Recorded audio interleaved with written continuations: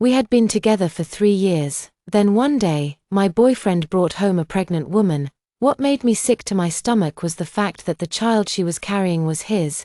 Benjamin Martin and I had never fought, not once in all those years. He had always been gentle, attentive, and considerate. If nothing unexpected had happened, we would have been planning our wedding this year. He had been away on a business trip for 2 months. Today, he was finally coming home, after work.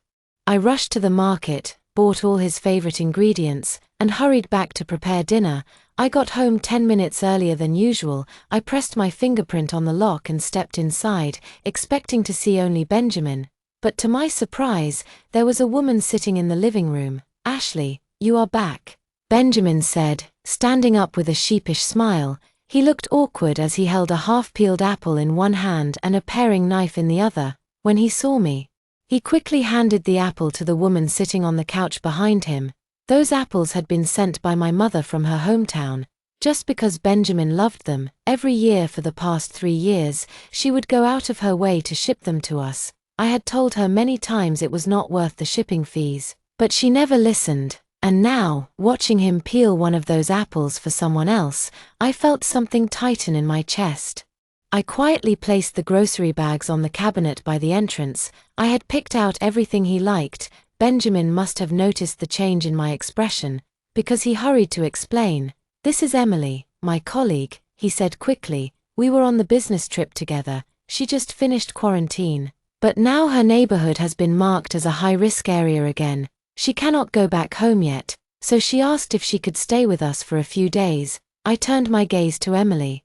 She did not look embarrassed at all. In fact, she seemed rather pleased with herself as she met my eyes and called out sweetly, "Hi, sis." I gave a neutral nod, but the thought of a stranger suddenly moving into our home unsettled me deeply. This was not my first time seeing Emily. She was petite, with fair skin and large, round eyes that always seemed too bright. She did not talk much, but I had seen the way she looked at Benjamin during company gatherings.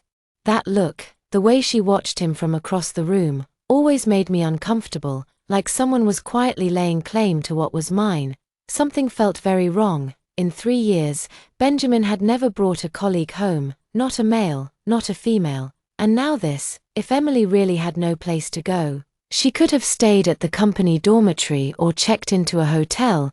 There was no reason she needed to stay here. Especially not in our tiny apartment, a 40-square-meter loft barely big enough for the 2 of us. Adding another person would be more than just inconvenient. Benjamin had always been thoughtful. He had to know that. So either he had lost his mind, or there was another reason. "We only have 1 bedroom. I reminded him, hoping he would reconsider. He smiled awkwardly and said, "I already thought about that. You can sleep in the study. I will take the couch. Emily can use the bedroom." Just like that. He had rearranged everything. Without asking, of course I was not okay with it. To me, Emily was like a cuckoo in someone else's nest, slowly pushing the rightful owner out. I raised my voice. "This is my home," I snapped, refusing to let him decide things behind my back. And that was when the man I had known for 3 years suddenly changed. His face darkened, and he ran his hand through his hair in frustration before yelling, "Ashley, Emily is pregnant. We cannot make a pregnant woman sleep on the couch. She is only staying a few days. Why are you making such a big deal out of it? Pregnant." So that was the real reason. That was why she had to stay. No questions asked. I turned my gaze toward Emily. She was smiling. That sweet, innocent face now held a glint of triumph in her eyes. It was subtle, almost hidden, but I saw it, sharp and cunning, like a fox. To my knowledge, Emily did not even have a boyfriend. Just 2 months ago at a group dinner, she had joked about needing someone to set her up on a date. And now, suddenly, she was pregnant. She must think I was born yesterday. I let out a short laugh, not because anything was funny, but because I had finally seen through them. These 2 had clearly rehearsed this little performance. They were putting on a show right under my nose, and I had been the fool watching it unfold. "Fine," I said calmly. "You 2 can play house all you want. I will move out." I turned on my heel and walked toward the door. I had no interest in staying a moment longer in that place. I had better things to do than sit around watching their ridiculous act. These past 3 years. What a mistake. I had fallen in love with a dog and mistook him for a man. Just then, Emily rushed over and grabbed the strap of my purse. Her fingers clung tightly, as if afraid to let me go. I looked down at her hand, and something about it, so desperate, so intrusive, disgusted me. I lowered my voice and said firmly, "Take your hand off me." She laughed awkwardly and slowly pulled her hand back, then looked up at me with wide, pleading eyes. "Ashley," she said in a soft, pitiful tone, "I know I should not be here. I really did not want to move in, but Benjamin was worried. He said it was not safe for a pregnant woman to be on her own, so he insisted I stay. I never wanted to cause a fight between you two. Please do not be angry at him. I will leave now." I stared at her, and a bitter chuckle escaped me. If she really intended to leave, she would have done it already. What was the point of this performance? I had always suspected there was more to her than that quiet, innocent act. Now I saw the truth. She was a master of playing the fragile victim, carefully crafted to tug at a man's heartstrings. It made me sick. Before I could reply, Benjamin rushed forward and pulled Emily behind him protectively. "You are pregnant," he said, his voice full of concern. "Where do you think you are going? The first trimester is the most dangerous. You need proper rest, good food, and a stable environment. You cannot just wander off like this." Emily looked up at him with tear-filled eyes. "Benjamin, this is all my fault. I never meant to cause you trouble." Her eyes sparkled with tears, but not a single drop fell. It was as if she was saving them, measuring them out for maximum effect. Watching them standing there, so full of emotion, I almost wanted to applaud. To an outsider, they would look like the perfect couple, torn apart by circumstance. I crossed my arms and gave a cold laugh. That was when Emily finally let the tears fall. They streamed down her cheeks like pearls on a broken necklace. As she sobbed, she turned and ran toward the door. "Just let me go," she cried. Benjamin panicked. He grabbed her forcefully and pulled her back into his arms, then turned to me with a face twisted in anger. "Emily is not going anywhere," he shouted. "This is my home, and I decide who stays. She is staying here, and she will sleep in the master bedroom." His voice echoed through the room. He had never spoken to me like that before, but now, for her, he had no problem yelling at me. At that moment, I knew without a doubt, the child Emily was carrying was his. There was no use denying it anymore. The two of them had been away on a business trip for a full month, a man and a woman alone, spending every day and night together. Anyone could guess what happened. Emily had started showing up at our social gatherings more and more often. Clearly, this affair had been going on for a while. They stood there, pretending to be innocent, but there was no shame in their eyes. None. I had no intention of lowering myself to argue with people like them. If Emily wanted what was left of him, she could have it. I no longer cared. I worked in finance. My income was several times higher than Benjamin's. Yes, he rented this apartment, but every bill, every grocery run, every piece of designer clothing on his back, I paid for it all, and Emily, as calculating as she was, could not have missed that. I was the one who fed him, clothed him, gave him the life he enjoyed, and he turned around and used it to build a life with someone else.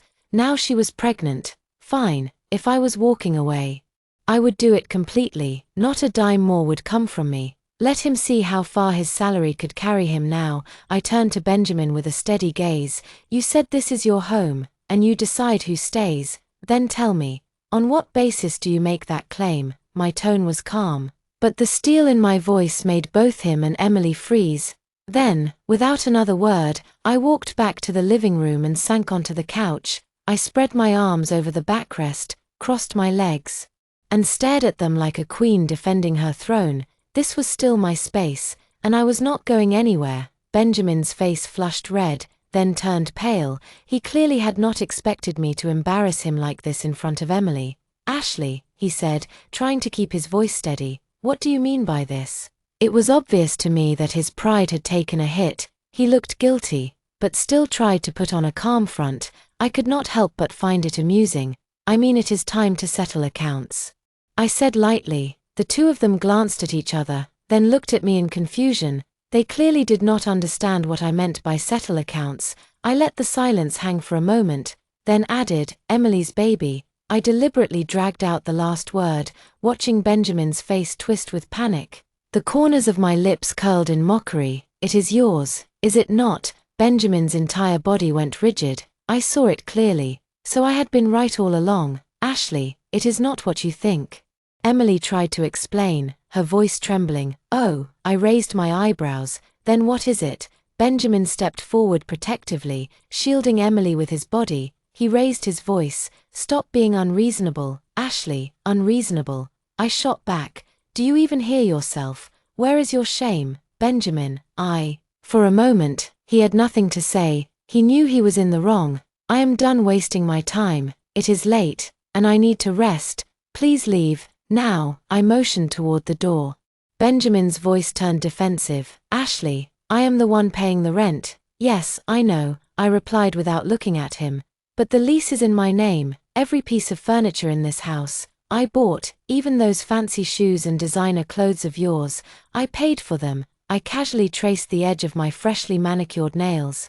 Calm and unbothered, he was silent. I knew he was struggling to find a comeback, but he could not deny the truth. He had lived off me for 3 years. Ashley, you cannot just throw us out. Where is Emily supposed to go, this late at night? She is pregnant. So now he wanted to try the sympathy route. Too bad for him. I was not moved by guilt or threats. Who said she is going alone? Is that not what you are for? I replied calmly. What are you trying to say? Benjamin looked genuinely confused, or maybe just playing dumb. I shifted in my seat, my tone lazy and cold. I mean you. I pointed straight at him, then turned my finger toward Emily, and her. Both of you, get out of my home, right now, please. Ashley, do not make a scene. If it really bothers you that Emily stays here, I will find her another place tomorrow, just not tonight. He had changed tactics again, trying to sound reasonable, but I was done giving him chances. No, you are both leaving now, or I will call the police and report you for fraud. Benjamin's eyes widened in disbelief. He had not expected me to go that far. Ashley, how could you say something like that? He asked, looking hurt, as if I had betrayed him. I stared him down, unmoved. Are you leaving or not? I stood up, my expression cold as ice. I will count to 3. If you are still here, I am calling the police. I unlocked my phone and began dialing. Benjamin's face darkened. Ashley, are you really going to be this cruel? Emily's eyes filled with tears. She sniffled and said in a soft, pitiful voice, Ashley, how could you do this to me? I almost laughed out loud. The shamelessness of these two knew no bounds. What, am I supposed to worship you both like royalty? I shot back. Emily had no answer to that. Her lips moved, but no sound came out. Emily, stop talking to her, Benjamin muttered. I have seen her true colors now. Wait here, I will go pack our things. He turned and walked toward the bedroom, while Emily remained at the door, quietly weeping as if she were the victim. I followed him in. He froze for a second when he saw me enter.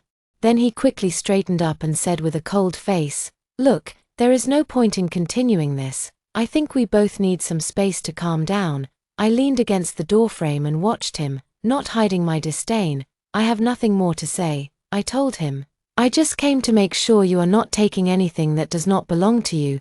Benjamin lowered his head and kept folding clothes into a bag, pretending not to hear, but I knew my words had hit exactly where I wanted them to. Benjamin froze for a moment, then turned to me, his face twisted in rage. What is that supposed to mean, Ashley? He demanded. I folded my arms calmly and replied, It means the watch, the laptop, and all those overpriced collectibles you love so much were paid for with my money. They were never gifted to you. And there is no ownership transfer. I bought them, so they stay. You are not taking a single one. Benjamin's face darkened to a shade that reminded me of overcooked liver. It felt oddly satisfying to see that expression on him. I added with a cool smile, Of course, I am not completely heartless. You can pack a couple of sets of your own clothes, while I would love nothing more than to see you walk out of here with nothing. I still live here and prefer not to attract attention. After that, I said nothing more. I simply watched him as he continued packing in silence. Benjamin was clearly seething. I saw him take 2 deep breaths, then he stood up slowly and locked eyes with me. Do you really have to be this ruthless? He asked. I took a step back. There was a scent lingering on him, one that definitely did not belong to me, a woman's perfume, sweet, cloying, and entirely unwelcome.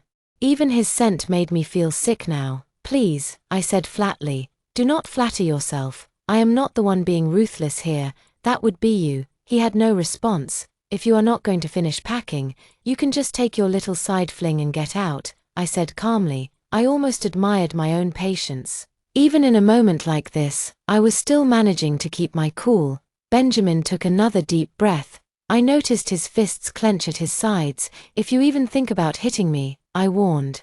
My voice low but steady, "I will not only throw you out with nothing on but will also make sure you are slapped with a hefty medical bill." Watching him now, with that angry and helpless expression, I almost wanted to applaud. Too bad he had no shame, while I still had enough dignity to carry myself with grace. "If you are done packing, leave now. I am tired." And I was tired, not just from telling him to leave, but from everything. Physically and emotionally drained, the room fell quiet again. I could not even lift a finger. I had clearly won this battle, no doubt about it, but despite the victory, something inside me still felt hollow. It should not matter, and I knew that. I was not foolish. A man like that was not worth my sorrow. Still, I could not stop the sadness from creeping in. I guess that is just how humans are. Even if you raise a dog, you grow attached over time. Then again, no, comparing Benjamin to a dog was an insult to dogs everywhere. In the end, I could not bring myself to stay home. The house felt contaminated, filled with invisible, nauseating reminders of him. I called my best friend and asked to stay at her place for a while. "I will go back once the house has been properly cleaned," I said, cracking open a can of beer and downing it in one swift gulp. "Drinking never helps, it just makes you sadder," she muttered and smacked my hand as I reached for another can. "I am not drinking to forget," I insisted. "Just trying to let off some steam." But we had been friends since childhood. She knew me too well. She could probably tell what I was thinking from the way I exhaled. "Do not even try to get sympathy out of me," I warned her. She rolled her eyes at me like I was being dramatic. "It is late, I have not been sleeping well. And I do not want to see those raccoon eyes on myself again tomorrow. There are 4 more beers in the fridge. Keep track. Do not make me come out and drag you to bed." I blinked at her with a pitiful expression. Was this really my best friend? But she showed no signs of softening. She just flipped her hair, turned around, and headed off to her bedroom without another word. Once again, my mood sank. But this time, it was different. The heaviness in my chest had lifted a little. The next morning, I arrived at the office with dark circles under my eyes that could rival a panda's. My boss, Justin Harris, caught sight of me and looked completely stunned. "Did someone hit you?" he asked, his eyes wide. I glared at him and raised a fist, silently warning him to stop talking. My supervisor, Justin, is tall with long legs and a pair of charming, mischievous eyes that always seem to sparkle. In our company, he is widely known as the most eligible bachelor around. He came from an excellent family. Both of his parents are respected professors in finance, with decades of experience. He himself holds a master's degree in finance and currently serves as our company's chief financial officer. Now, you might ask, if he is such a perfect man, why do I not sound the least bit excited or dreamy when talking about him? Well, I will tell you why. It is because I have known this guy since we were kids. We grew up together. You could say we were childhood companions. But unfortunately, we did not grow up into one of those sweet, romantic love stories people always talk about. No, not us. Every time we meet, it feels like thunder crashing into fire. We argue constantly and never seem to get along. Honestly, if I were not a little more mature now, I would have chased him down the street and smacked him 3 times just for that comment he made a few minutes ago. "Mind your own business," I snapped. I was in no mood to talk, truthfully. I had not slept at all the night before, but it was not because I was heartbroken. I had been thinking about what to do with my apartment. I still had more than 8 months left on the lease, and I had no intention of letting that scumbag Benjamin benefit from it. But staying there just made my skin crawl, so I spent the whole night torn between trying to sublet it or redecorating to make it feel like mine again. "What happened?" Justin asked with a smirk. "Come on, tell me." I could use a laugh. There he was again. this so-called elite professional, but whenever he is with me, it is like he forgets to bring his brain. That sentence alone made me want to throw something at him. Although our department can get busy, it is usually quite relaxed at the beginning of the month. Normally, I am quick to leave the office as soon as the clock hits 5. Benjamin was someone who loved to have fun. During the years we were together, he always found new things for us to do, and I often went along for the ride. It was light-hearted, sometimes silly, but mostly just fun. But now, I realized I had no idea what to do after work. Everything Benjamin used to drag me into was meant for couples or groups. Nothing suited a party of one. I let out a soft sigh. Justin noticed. "Why so quiet today, not rushing home like usual?" His large hand reached over and patted my head gently, and I heard that familiar voice again. Honestly, Justin is quite impressive in his own way. "I still have work to do," I mumbled, not in the mood to argue.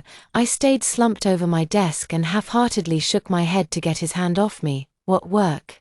Are you playing tile-matching games again?" he teased. Given our years of bickering, I assumed he would just let it go, but he did not. Instead, the audacious man grabbed my smartwatch and shook it. The screen went dark. I was frozen in place. But then again, I had grown up fighting with Justin. I allowed myself exactly 0.01 seconds of embarrassment. No more. I bounced back quickly. I was just tired. "What? I cannot take a short break." I puffed up my cheeks in protest, glaring at him like a stubborn child. "All right," he said simply. That surprised me. For once, he did not throw back a sarcastic remark. Are you really Justin?" I asked, suspicious. Was something wrong with me? Why did I feel off when he did not argue? Justin raised an eyebrow. "What do you think?" "Forget it. I need to get back to work." "You can go now," I replied. Maybe all those years of exchanging jabs with him had built a strange kind of routine. Oddly enough, those little arguments helped me let out steam, and after just a few rounds of banter, I really did feel a lot better. Then, just as I was about to make one final sarcastic jab to send him away, my stomach growled loudly. Of all the embarrassing moments, "Do not laugh," I barked.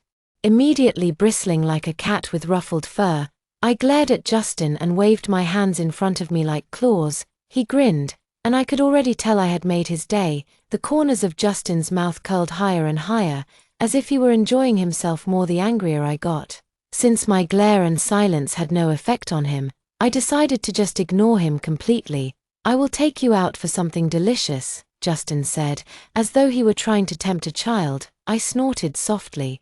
As if I would forgive him that easily. He kept going. "Your favorite place, that barbecue restaurant you love." My heart wavered, but I tried not to show it. I could not give in too fast. "I am not going. I am leaving," I replied coldly. Honestly, how could someone invite a friend out for food with so little sincerity? Could he at least ask twice?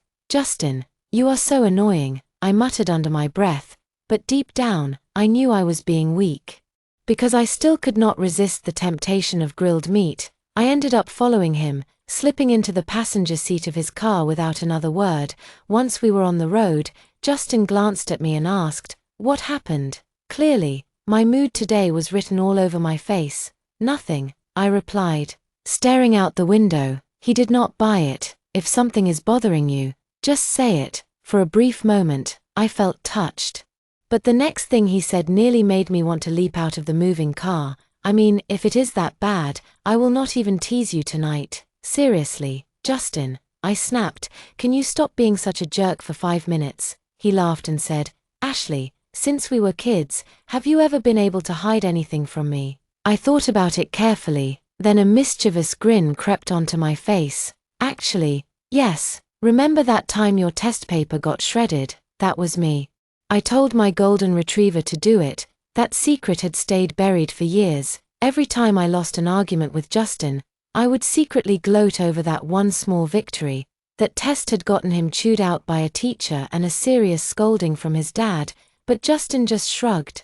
"I knew the moment you and that dog of yours started whispering in the corner." I stared at him. For some reason, his expression did not look smug. There was something softer in his eyes. Could it be fondness? No. I must have imagined it. This was Justin. After all, he was polite and courteous to everyone. Except me, when it came to me, he never bothered hiding his bad attitude. At the barbecue restaurant, I channeled all my frustration into food. Bite after bite, I ate like I had something to prove. By the time we walked out, I was holding my belly, finally feeling a little lighter in spirit. Justin offered to take me home. I shook my head. Can you drop me off at a hotel instead? He looked surprised. Why not go home? I paused. There was no good excuse. Because that place makes me sick, I finally said. I had expected him to laugh at me, but I needed to talk to someone, really talk, and strangely, it was easier with Justin than with any of my girlfriends.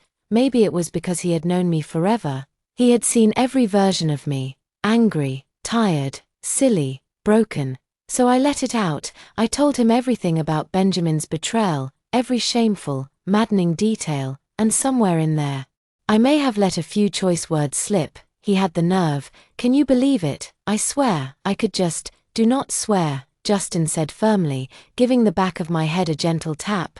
Hey, Justin, what is wrong with you?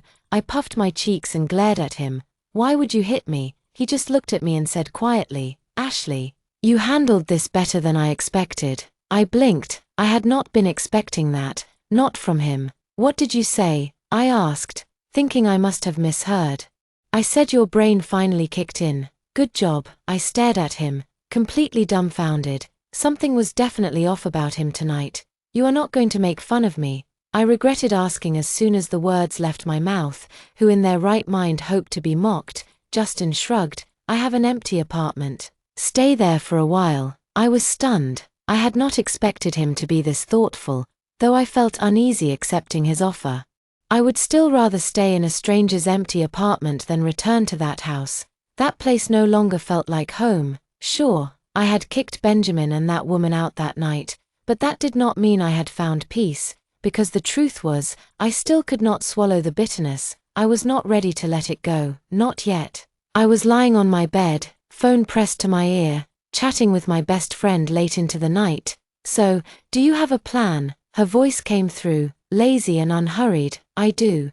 I replied, my voice sharp with anger. Benjamin is in the middle of an important promotion evaluation. Right, someone with questionable morals should not be leading others. Of course, my friend supported me without hesitation, but since Benjamin and I did not work at the same company, making his dirty laundry public would take more than just a snap of the fingers. That was why, for the past few days, I had been visiting the cafe across the street from Benjamin's office every single afternoon. My friend had someone dig up information on his main competitor, and I was patiently waiting for an opportunity to strike. But 3 days had passed, and I had not even seen a hint of that opportunity, not even a rabbit's tail. By late afternoon, I dragged my tired body back to the office.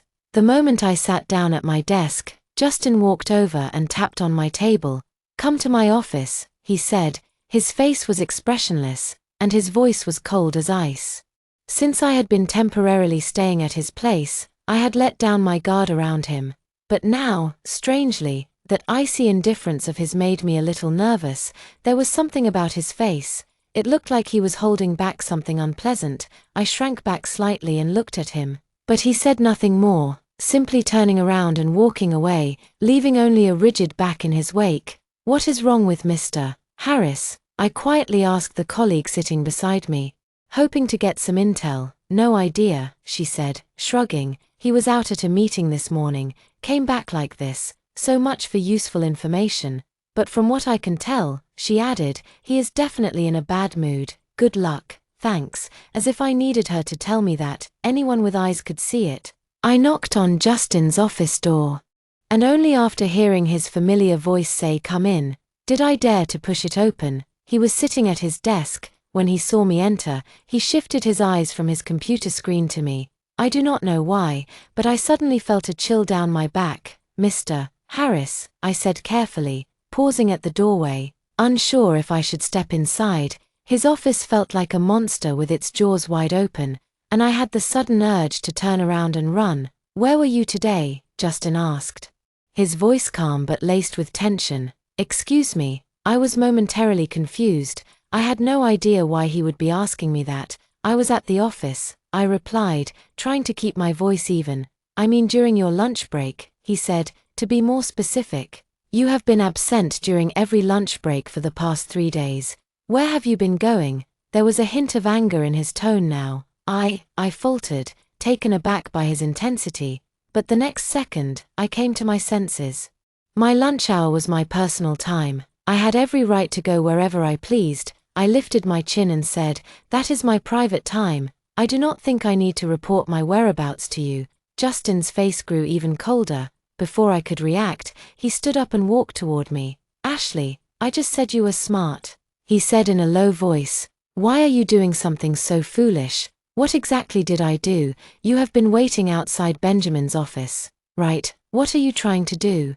Confront him. You were the one who said he was not worth your time, and now look at you, standing in the cold hoping he will come back to you." His words hit me like a slap. What was he even talking about? Why would I waste my time chasing after Benjamin? Wait, how did Justin even know I was there? "You followed me?" I asked, narrowing my eyes, my tone turning sharp. "I was there today," Justin replied flatly. "Had a meeting at his company. I saw you." "Oh, that explained it. So it was not stalking." "Good, that is it," he asked, clearly surprised by how nonchalant I was. "What else would there be?" I frowned. "You still have not explained what you were doing outside his office." There was a strange persistence in his eyes, and I looked away, uneasy, but since he already knew about Benjamin's betrayal, I figured there was no point in hiding the rest, so I told him everything. My plan, the cafe, the waiting, the reason why. Justin listened in silence, then stared at me in disbelief. "That is it?" he asked, his expression softening slightly, though I had no idea why. "What else would it be?" I shot back. "You think I want to get back together with him? Please, I am not in the business of collecting trash. I will help you." "What?" I blinked at him. "I will help you," he repeated, "because we grew up together." "That means something." I looked at him, suspicious. "What are you really after?" I asked warily. I had known this man my whole life. He had never been this kind to me before. "No one else is allowed to bully you," he said quietly. Wait a minute, why did that sound so much like a confession? I huffed. "No one can bully me, not even you." Justin smiled faintly. "All right, I will not bully you." Something was definitely not right with him today. I had already laid out my plan. After staking out the area for 3 long days with no sign of the person I was waiting for, things finally shifted when Justin agreed to help. As soon as he stepped in, the target showed up right in front of me. I handed over all the evidence I had collected, photos of Benjamin and Emily acting far too close, clearly more than friends, along with Emily's pregnancy report. I even gave proof of my relationship with Benjamin, solid evidence that showed I had been faithful while he had cheated. Then I sat back in silence and waited, watching with satisfaction as their reputations slowly unraveled. But betrayal was not the only thing that needed to be addressed. I also intended to recover what I had lost. I had no interest in being taken for a fool. Justin helped me find an experienced lawyer, based on the fact that Benjamin had deceived me under the guise of marriage and had used my money for his personal lifestyle. The lawyer prepared a formal demand for compensation. After everything was in place, I hired a contractor to change the locks on the apartment. Then I contacted the landlord and signed a lease transfer agreement so I could officially sublet the place. The landlord, a kind older woman, asked me why I was moving out so suddenly, and whether it had anything to do with Benjamin. Without hesitation, I slipped into character, putting on a sorrowful expression, tears brimming in my eyes as I described how Benjamin and Emily had betrayed me. She looked genuinely shocked and sympathetic. She patted my hand and said she would warn her friends never to rent to such a man again. Not that it mattered to me anymore.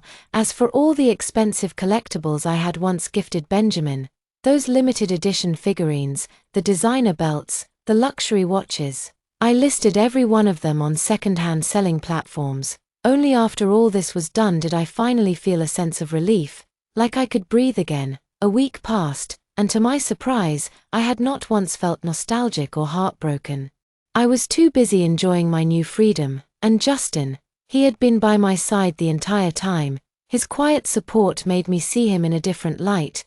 When the lawyer sent over the completed documents and the formal compensation request, I reviewed everything carefully and then forwarded it directly to Benjamin. As I expected, he could not sit still. Almost immediately, my phone rang. Benjamin was calling. "Ashley," he shouted the moment I picked up. "What is the meaning of this?" I had half expected him to beg or apologize, but instead he was furious, demanding answers like a man with a clear conscience. I frowned. I had no time to entertain his temper tantrum, so I calmly ended the call, but the letter from the lawyer must have rattled him deeply, because he called again, then again, and again. Over 10 missed calls in a row. I sat back and imagined the expression on his face. Red with anger, flustered, probably pacing the room, and I could not help but feel amused. Still, I underestimated just how shameless Benjamin could be. The next day, he actually showed up at my office. When I arrived at work, I saw a crowd gathered outside the building. As I got closer, several co-workers glanced my way with strange, uncertain expressions. I pushed through the crowd, curious, and there she was, Emily. Someone had even kindly given her a chair. She sat in the middle, her eyes red and puffy from crying. As soon as she spotted me, she stood up and approached timidly. Trying to reach for my arm, I instinctively stepped aside and looked at her with a frown. "What are you doing here?" Emily sniffled, her voice soft and pitiful. "Ashley, how could you be so heartless? You and Benjamin were in love, even though you have broken up. How could you ask him to repay the money you spent while dating?" Now I understood why she was here. As expected, they were trying to twist the story and play the victim. I turned to walk away, but she continued, as if my silence meant guilt. "You were not the only one who spent money when you two were together. Dating is a mutual thing. Now that it is over, you could have chosen to part as friends, asking him to pay you back. Is that fair? Should you not also return the gifts he gave you?" The crowd began to murmur, some clearly taking her side. They did not know the truth. They only saw a crying woman and a quiet confrontation. I narrowed my eyes. "Did Benjamin send you here?" She shook her head with a practiced sorrow. "He did not want to trouble you himself. He is a good man. Ashley, he was so hurt by your actions. He never thought you would be so cold after everything you shared." Emily was truly skilled at playing the innocent. Her words twisted the facts just enough to earn sympathy from those who did not know better. I gave her a long, steady look. "If he did not send you, then let him come talk to me himself." My voice grew colder. "Whatever issues exist between me and Benjamin are between the two of us. You are the other woman. You have no right to come here and speak to me." When everyone started turning against me, there was no way I would just stand there and swallow the insult. "If you are going to be shameless, then let the public be the judge." Emily's expression changed instantly. She looked around in a panic, clearly hoping for some sympathy from the onlookers. But people are not fools. They had all heard my explanation of who Emily really was. And now, almost no one stood on her side. Just then, I heard a man's voice calling my name from the back of the crowd. "Ashley." I turned and saw Benjamin storming toward me, his face full of anger. It had only been a short time since we last met, but somehow he already felt like a stranger. I found myself wondering how I could have ever thought this man was handsome. Now, even one strand of Justin's hair seemed more attractive than everything about Benjamin put together.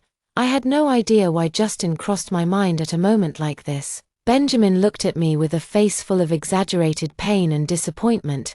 "How did you become like this?" he asked. I almost laughed. Was he trying to act heartbroken now? "We agreed to part peacefully," he said.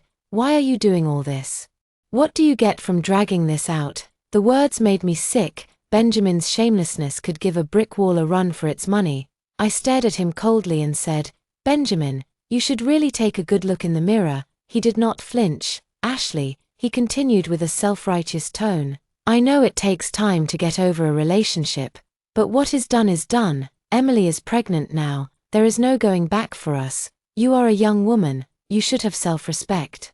Chasing after us like this, what do you think it will accomplish?" In just a few words, Benjamin managed to paint me as the bitter ex-girlfriend, desperate and unwilling to let go. I stood there, staring at the pair of them, fury burning in my chest.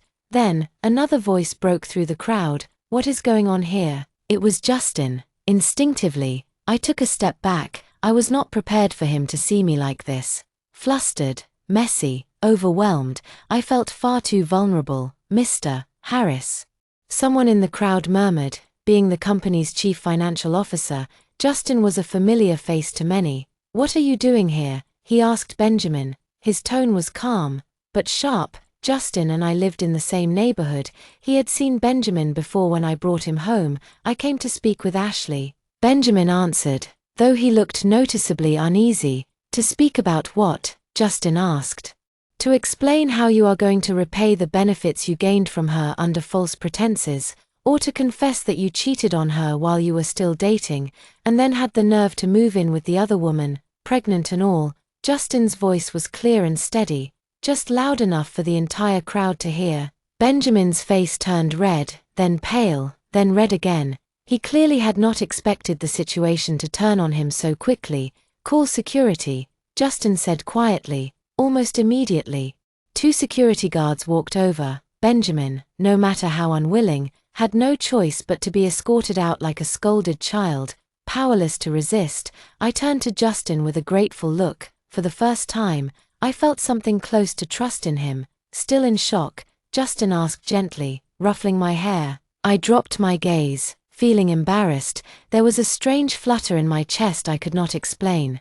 "Thank you," I said softly. It felt awkward, the words unfamiliar on my tongue.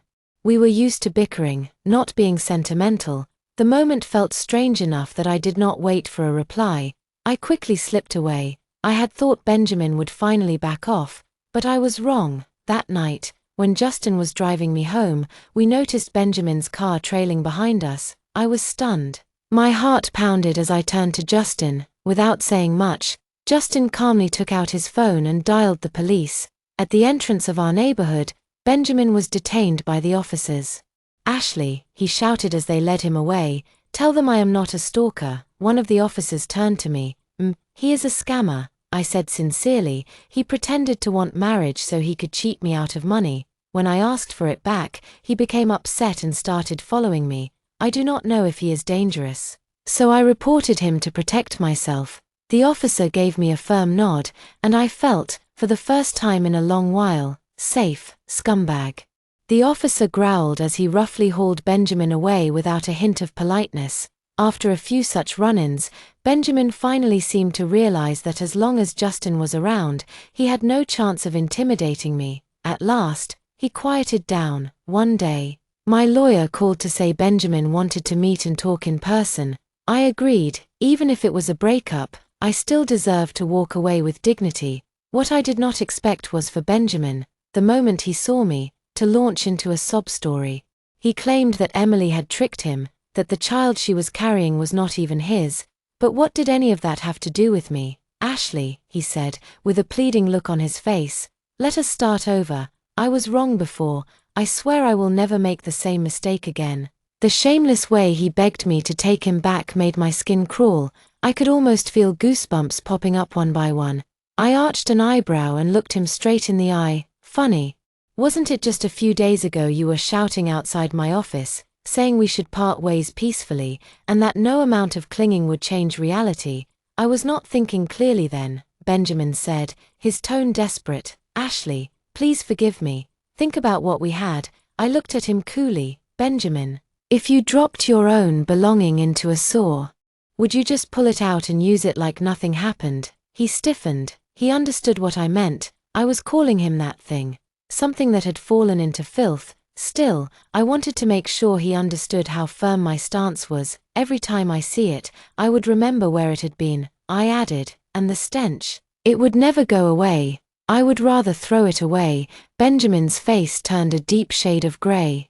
"So you had better follow what is written in the lawyer's letter and repay what you owe me. Otherwise, we will settle this in court." Having said all that I needed to, I stood up and left, not giving him the chance to say another word. The apartment Benjamin and I once shared had already been sublet. I had taken care of all my things. Everything was packed, sorted, and gone. That evening, I went out to dinner with Justin to celebrate the beginning of my new life. Over the past weeks, Justin had helped me through so much. Our relationship had changed. We were no longer the constantly bickering childhood rivals we used to be. These days, we could actually sit down and talk like adults.